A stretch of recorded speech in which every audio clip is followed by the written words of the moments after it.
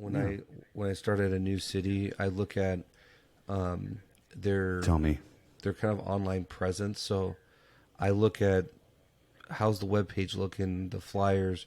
I remember when I started in code, there's a lot of Okay. agencies where you look at like their online flyers, and it's like copied and pasted from like the code section, and so it's like you're just staring at a giant piece of paper with a bunch of numbers.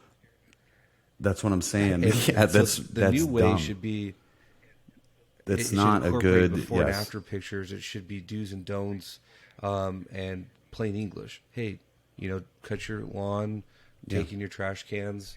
Yes. But I look at that kind of stuff as how's our flyers? Are they kept updated?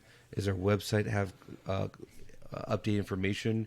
One thing I know, and some people Yep. get cringe on this, but don't copy and paste it. the But code. the other thing I like to do is I actually have no problem with putting our name, phone number, email on the website, very accessible, including an online complaint form. But I know What? there's agencies out there where the code officers want to stay hidden. What is with that? What? Can we talk about that for a second? I'm glad you brought this up. What is that? Like, why is that? Why does everybody want to be so cloak and dagger and hidden? I don't like put. Can we stop doing that? And I say we as like a profession. People, don't give them your business You're card. gonna have your phone number. Don't do that. Cool, they're going to have the work phone number in my work email. Like, isn't that what it's there for? That stuff drives me crazy. What's it matter? They're going to file a complaint or whatever. Anyway, it doesn't matter. I don't want them emailing me or calling me. What, to do your job? Like, I don't understand. Like, It's so, amazing. I've heard different things about that. You said, like, I don't know. Well, I just don't get that. It's Like, why it's do we amazing have it how then? many like other cities' websites I've gone on to just to look up like a colleague or somebody that I could reach out to for a question, and how hard it is to find an email, Nothing there. a phone number of a code officer. And I'm like, man, you guys are No. like harder than the FBI. They're ghosted, dude. Yeah, absolutely. You got to use skip trace just to find somebody, Yeah, just to find a colleague. Can we please, everybody? we don't need to hide. Can we stop doing that? You get business cards for a reason.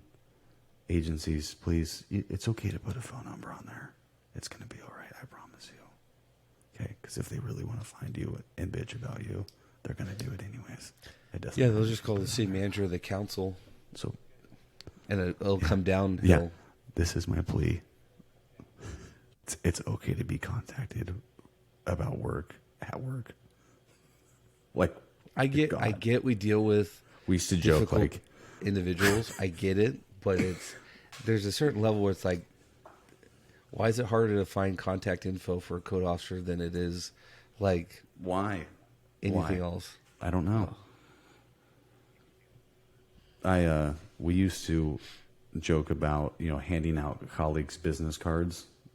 If you felt like the somebody contact else went bad, you're like, oh God, this is going to be a problem. Yes, I'll just keep a stack of joke somebody about else's. Just keep us. That was a funny joke, huh?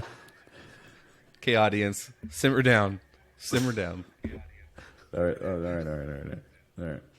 But no, we used to joke about that. It's like, oh yeah, my name's I'm Jim. Yeah, that's my name. Or yeah, this is my partner Trent, and this is Sal. It's not. You just give them your coworkers' business cards. So anybody that'd like to do that too, that's a funny prank. If anybody, it's a freebie. So I don't know. We should not be hidden. Maybe that's part of it too.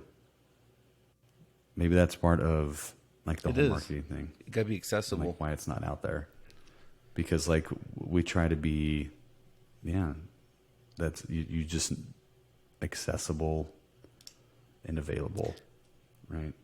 Can you imagine all the places you worked and the people you've worked with in the code enforcement industry, and say like your city's marketing team, whatever promotions or PR came up and it was like, hey, would you like to do like a quick little like 30-second soundbite or snippet and, just show your face? Like, how many people would be so reluctant to not be involved and to do that at all? And I get it. Some people are just like a little more introverted, and that's not everybody's cup of tea. But in general, I mean, say you had 20 code officers, you'd maybe have what?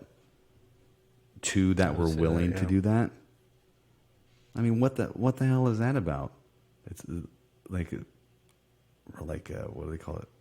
A recluse. Well, I mean, I've heard of like code officers out there and agencies where like they make it their goal to see how much they can just work out of the office and mail stuff out without knocking on doors, without having that face to face. And to be honest with you, I'll tell you right now, and my team at work was shocked when I said this, but I am the definition of an introvert. But I want to hear it. Which they couldn't believe, but I'm very much introverted, and so I put like that face on when I go to work to be extroverted. But that's part of the job. We knock on doors, we talk to people. Yep. But there's people out there in our job that they say, hey, I'm just going to mail 100 letters and let them deal with it by mail. Yeah. Yeah. And I get it, because some places, there's a safety component of that too. Some people would probably argue, hey, why do you have to knock on the door? You can take a picture, you have Zoom on your camera, and then you can mail it out. You have all the information you need. But I think that's fine sometimes, but I don't think that you have to do that every case you go to, every house, every street. If you pull up to a house and they got like in-op and the garage is open and they're just out there hanging out with their kids and stuff, like, why can't you get out and be like, oh, hey, like, my name's Shane. Hey, what's going on with this car out here? Oh, it's a family heirloom. It's a project. And then just have a conversation. I don't think there's anything wrong with that either. And that goes into the whole topic of, we talk about, breaking the chain consulting with Jim.